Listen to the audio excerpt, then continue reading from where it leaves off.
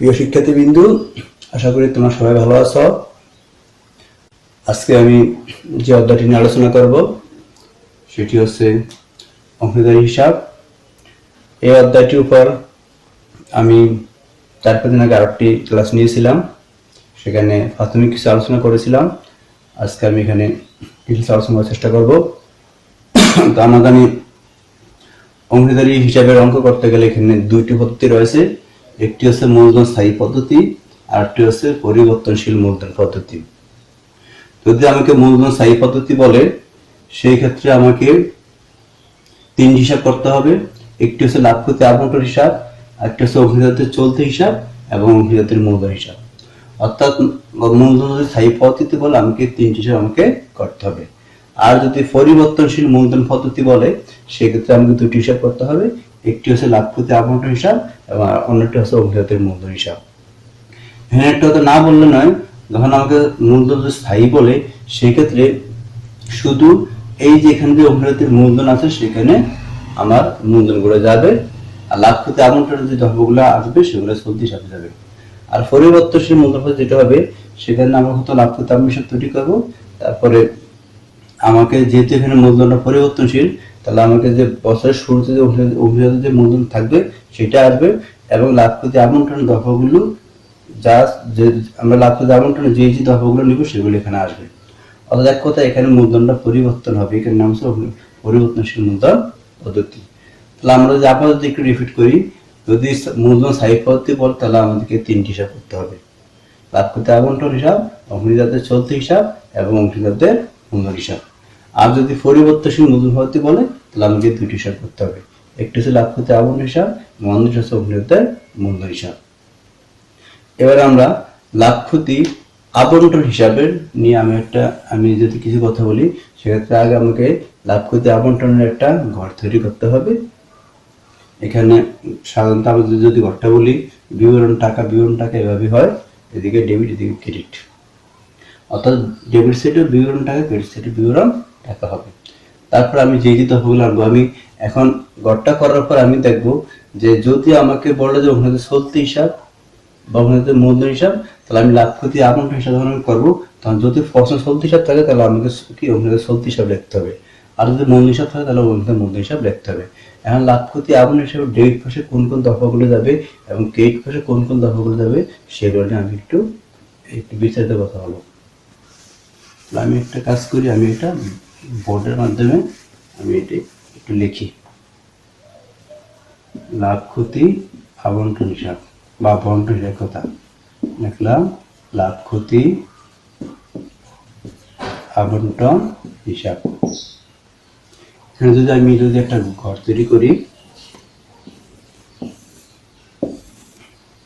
বিবরণ টাকা আমি লিখি, এখানে ডেবিট, এখানে আছে ক্রেডিট, বিবরণ টাকা, এবার আমি একটু বলি, যদি আমি লাভ ক্ষতি আবন্টন হিসাব করি, তাহলে আমাকে দেখতে হবে যে তারপর হিসাবটা আমার প্রশ্নে কি আমাকে দর্শিয়েছে। এখানে যদি বলে যে চলতি হিসাব, তাহলে আমরা কিন্তু লিখতে হবে অংশীদারদের চলতি হিসাব। আর যদি বলে মূলধন হিসাব, তাহলে লিখতে হবে আমাদের অংশীদারদের মূলধন হিসাব। আচ্ছা, আমি ধরলাম যে এখানে আমাদের মূলধন হিসাব আছে, অর্থাৎ মূলধন এখানে পরিবর্তনশীল পদ্ধতি। আমি এখানে লিখলাম অংশীদারদের মূলধন হিসাব। আমাদের মূলধন এখানে প্রথমে যে জিনিসটা আসবে, সে আসবে মূলধনের সুদ। এখানে আমি ধরলাম যে আমার টোটাল অংশীদার আছে 3 জন, সাপোজ এক্স, ওয়াই এবং জেড। তাহলে এক্স, ওয়াই এবং জেড বছরের শুরুতে যে মূলধন প্রশ্ন দেওয়া থাকবে, অর্থাৎ তারা বছরের শুরুতে যে মূলধন এনেছিল, তাদের সেই মূলধনের উপর আমাকে যে প্রশ্ন যে মূলধনের সুদের হার দেওয়া থাকবে, সেই হারের মধ্যে আমাকে মূলধনের সুদ ধরতে হবে প্রত্যেকের মূলধনের উপর।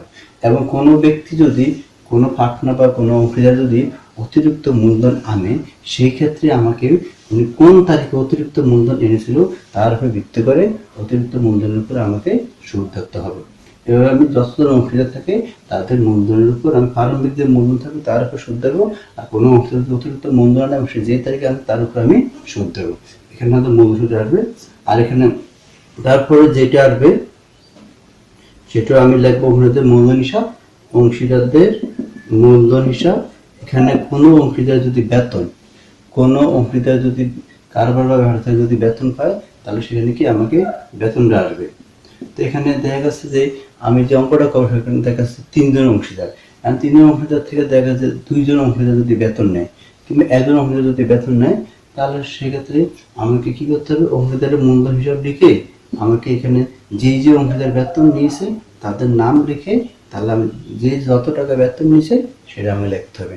আর বেতন যদি একজন ব্যক্তি নেয়, দেখা গেল অংশীদার 3 জন, বেতন নেয় একজন, তাহলে সেখানে অংশীদারদের মূলধন হিসাব না লিখতে চলবে। সেক্ষেত্রে যে ব্যক্তি বেতন নিয়েছে, আমার ধরলাম কামাল একজন অংশীদার, সে বেতন নিয়েছে, তাহলে কি লিখবো, কামালের বেতন হিসাব লিখে আমরা কি করবো, এখানে টাকা লিখবো।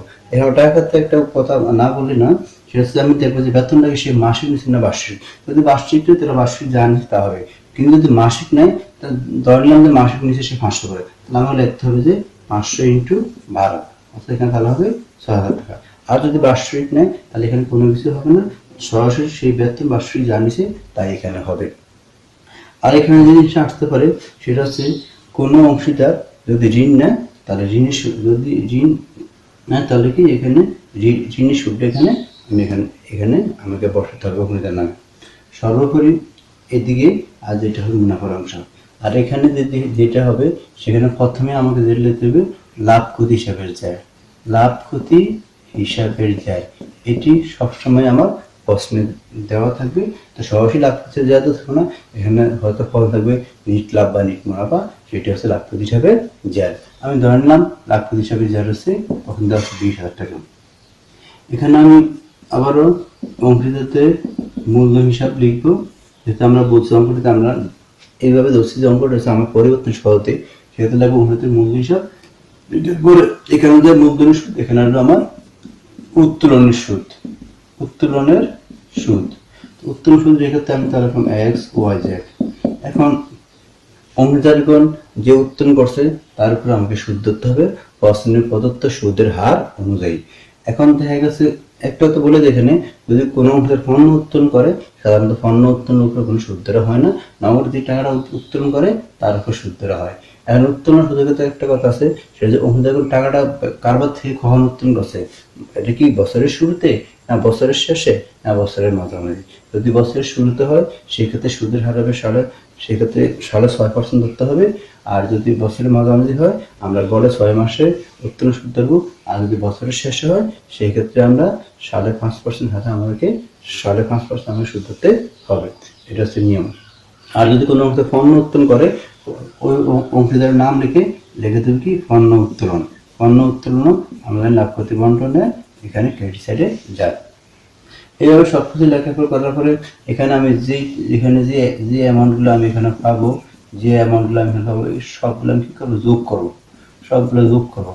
যোগফল যা হয় সেটা আমি এখানে লিখবো। লেখার পরে এইবার এই যোগফল থেকে আমার এখানে যেই টাকা হবে আমার এখানে, সেগুলো আমি এখানে যোগ করবো। পরবর্তীতে এই টাকাটা থেকে এই টাকাগুলো আমি যোগ করার পরে এই টাকাটা বাদ দেবো। বাদ দেওয়ার পরে যেটা হবে সেটাই হবে মূলত অংশীদারদের মুনাফা। আমি ধরে নিলাম যে মুনাফা হয়েছে 5,000 টাকা মুনাফা। এখন আমাকে তাহলে অংশীদারদের মূলধন হিসাব লিখে আমাকে লিখতে হবে মুনাফার অংশ। এখানে এক্স ওয়াই এবং জেড। এবার এই 5,000 টাকা তাদের মধ্যে ভাগ করে দিতে হবে কি অনুপাতে, তাদের প্রশ্নে তাদের যেই মুনাফার অনুপাত দেওয়া থাকবে ওই অনুপাতে ভাগ করে দিতে হবে। আর প্রশ্নে যদি মুনাফার অনুপাত দেওয়া না থাকে তাহলে তারা যেই অনুপাতে মূলধন, অর্থাৎ তারা যে মূলধন আনছে সেই মূলধন অনুযায়ী ভাগ করে দিতে হবে। অনেক সময় এটাও না বলে এই কথা বলতে পারে কি যে অংশীদারগুলো তাদের মুনাফা সমান হারে ভাগ করা নেয়, সেক্ষেত্রে যেই টাকা মুনাফা হবে তারা সেটাকে সমানভাবে 3 জনে ভাগ করে নেবে। অর্থাৎ তখন 5,000 টাকাকে আমি যে থাকবে অন্তত 3 দ্বারা আমি এখানে ভাগ দিব। এই হচ্ছে আমার লাভ ক্ষতি আমূল্য হিসাব। লাভ ক্ষতি আমূল্য হিসাবে একটা নমুনা বাস্তব। এবার আমাকে যদি অংশীদারদের যদি মূল্যের পরিবর্তনশীল বলে, তাহলে আমি জানি আরেকটা হিসাব হবে, সেটা হচ্ছে অংশীদারদের মূলধন হিসাব। তো অংশীদারদের মূলধন হিসাবে যে জিনিসগুলো যাবে, তাহলে আমি এবার একটু সেই জিনিস আমি একটু বলি আগে। অংশীদারদের মূলধন হিসাবে আমরা জানি ডেবিট সাইড এবং ক্রেডিট সাইড। এখানে ক্রেডিট সাইডে প্রথমে আমাদের যে প্রারম্ভিক মূলধন সেই আমরা মূলধনটা বসাবো, বসানোর পরে তারপরে যদি কোনো অংশীদার মূলধন আন সেটাও আমার ক্রেডিট সাইডে পড়বে। তারপরে এবার লাভ ক্ষতি বন্টন হিসাবে ডেবিট সাইডে যে দ্রব্যগুলো রয়েছে ওই সমস্ত দ্রব্যগুলো আমার অংশীদারদের মূলধন হিসাবে ক্রেডিট পাশে যাবে। এবং আর ওনাদের মূলধন হিসাবে ডেবিট পাশে প্রথমে যাবে সেটা হচ্ছে উত্তোলন। উত্তোলন যাওয়ার পরে অর্থাৎ যে অংশীদার যে উত্তোলন করছে আমরা সেটা তার ঘরে আমরা বসাবো। তারপর লাভ ক্ষতি আবন্টন হিসাবে ক্রেডিট পাশে যে জায়গাগুলো আমরা পাবো সেগুলো আমরা ওনাদের মূলধন হিসাবে ডেবিট পাশে আমরা বসাবো। যেমন উত্তোলন সুদ, অন্য উত্তোলন এগুলো আমরা অংশীদারদের মূলধন হিসাবে ডেবিট পাশে আমরা বসাবো। আমরা একটা কাজ করতে পারি, এখন একটা অংশীদারের মূলধন হিসাবে আমরা একটা নমুনা ছক আমরা এখানে আঁকতে পারি।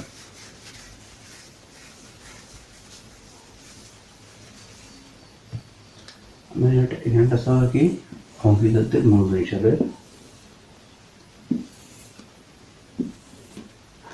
ডেবিট ক্রেডিট, তারিখ বিবরণ এক্স ওয়াই জেড, তারিখ বিবরণ X Y Z, X Y Z তারিখ, এখানে আছে বিবরণ, এখানেও তারিখ বিবরণ এক্স ওয়াই জেড।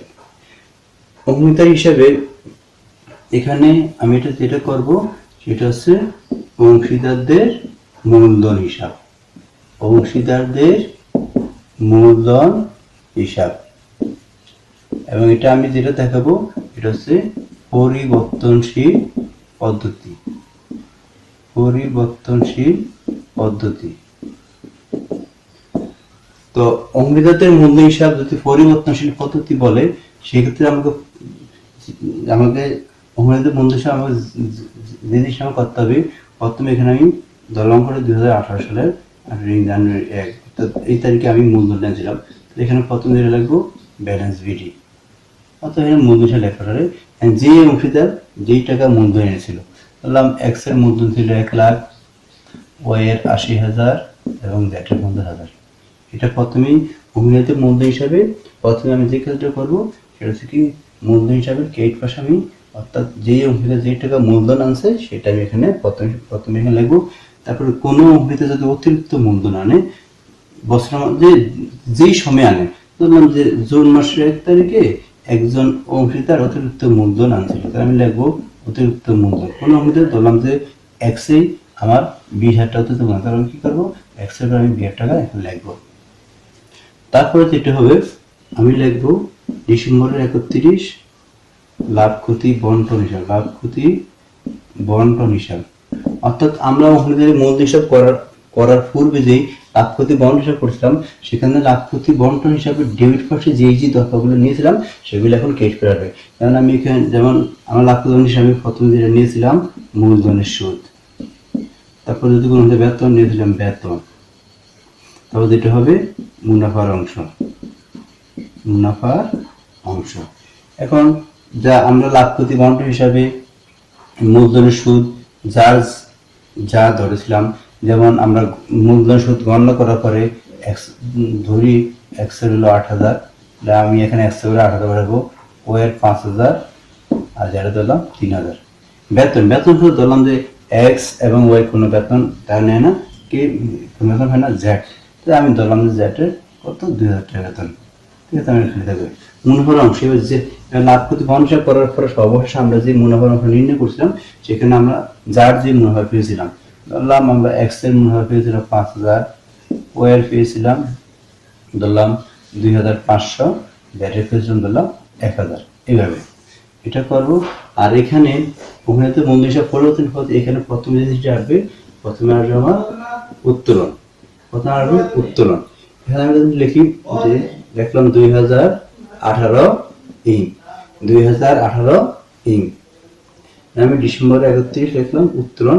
অথবা উত্তোলন সাধারণত ডিসেম্বর 31 লেখা, কিন্তু যদি প্রশ্ন সরাসরি বলা থাকে যে উত্তোলন ওই সময়গুলির কথা, যেই সময়ের কথা বা যেই মাসের কথা বলবে আমরা ওই মাসটা আমরা এখানে ওই তারিখটা মাসটা এখানে আমরা এখানে উল্লেখ করবো।